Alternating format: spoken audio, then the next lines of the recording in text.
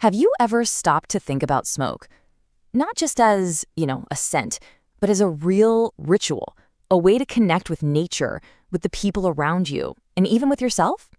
Well, today we're going on a journey into the world of sacred smoke, from ancient traditions all the way to a craft you can actually do right at home. Okay, let's get into it. This right here, this is our starting point. Such a simple but powerful idea.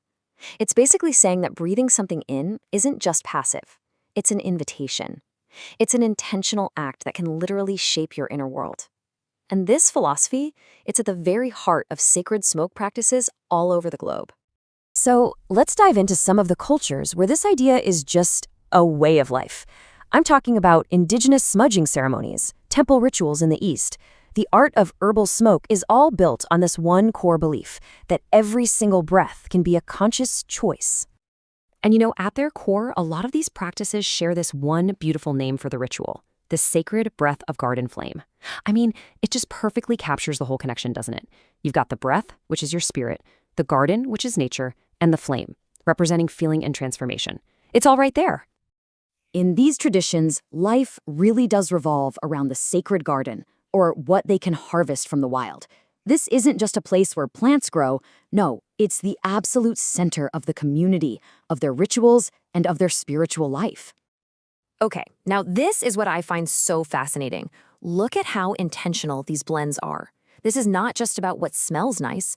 A mix of hibiscus, star anise, and pineapple rind, that's specifically crafted for focus and calm.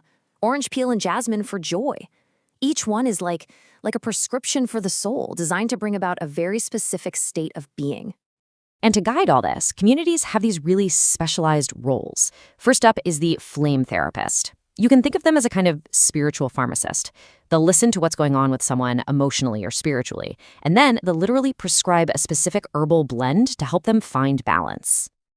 Then you've got the thread smoker. This is your ceremonial leader. This person guides the actual rituals, maybe leading chants or prayers over the smoke. They're the one who holds the spiritual space for the whole community, making sure the practice stays sacred and focused. And of course, none of this would even be possible without the kiwa grower. This is the master cultivator, the forager, the botanist who has this incredibly deep understanding of the unique properties of every herb and flower. They're the innovators, always working with the plants. And this just shows you, it perfectly illustrates how deeply these practices are woven into nature. Sacred smoke isn't something that just happens inside four walls. No way. It happens in huts, on cliff tops, in canoes floating down a river, or in these amazing communal circles right in the middle of a forest. The space itself is just as important as the smoke. Okay, so let's bring all this ancient wisdom into our world today and see how it leads to a really practical choice for us. The whole philosophy of these traditions, intentional, natural smoke, it kind of forces us to take a hard look at what we're actually burning in our own homes. Which brings us to a conscious comparison. And really, the difference couldn't be simpler. On one side, you have herbal smoke, 100% natural, made from stuff that literally grows in the earth. And on the other, chemical smoke, factory-made sticks using synthetic compounds. So the big question is, what does this difference really mean for you? So when you look at herbal smoke, the case for it is pretty strong.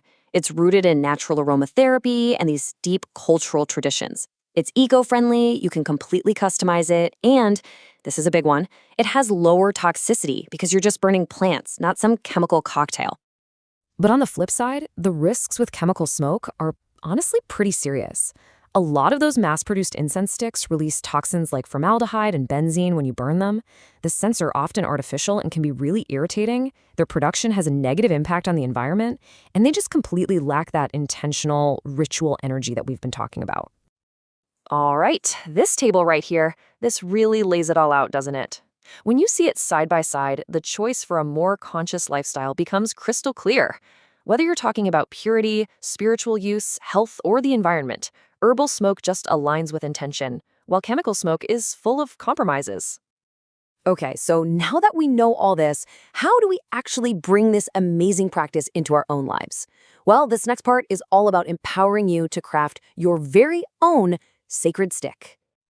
And it all breaks down into 3 beautifully simple steps. It starts with growing, then moves into crafting, and it all culminates in the final ritual smoke. Every single step is a chance for you to connect and be intentional. First up, planting your garden. And hey, don't worry, you don't need some huge backyard for this. You can totally start with a few pots on a balcony. Just pick plants that call to you. Maybe calming lavender and rose, purifying sage, or some uplifting lemongrass. The act of just taking care of them, that's where the ritual begins. All right, so once your plants are harvested and dried, it's time for the really fun part, crafting. And notice the materials here. Everything is completely natural. You're going to wrap your blend in hemp paper or a banana leaf, seal it with just a little bit of honey water, and then let it cure. The energy from your hands, the sun, the moon, it all becomes part of that final stick. And finally, you smoke with purpose. This is where it all comes together. Just like in those ancient traditions, you can create your own blends for specific intentions. Maybe a pineapple and hibiscus mix to start your day with clarity, or a lavender and rose blend to wind down at night. The smoke becomes your tool for shaping your own experience.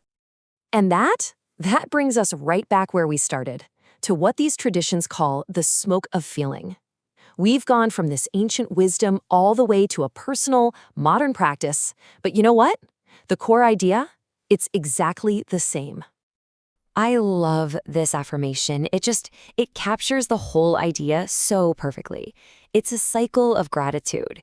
You're receiving a gift from the earth, and through your own intentional breath, you return that energy with peace and with purpose. So as we wrap up, I'm going to leave you with this one question to think about. If what you inhale is what you invite, and if the smoke you create is carrying your intention, then what story is your smoke going to tell?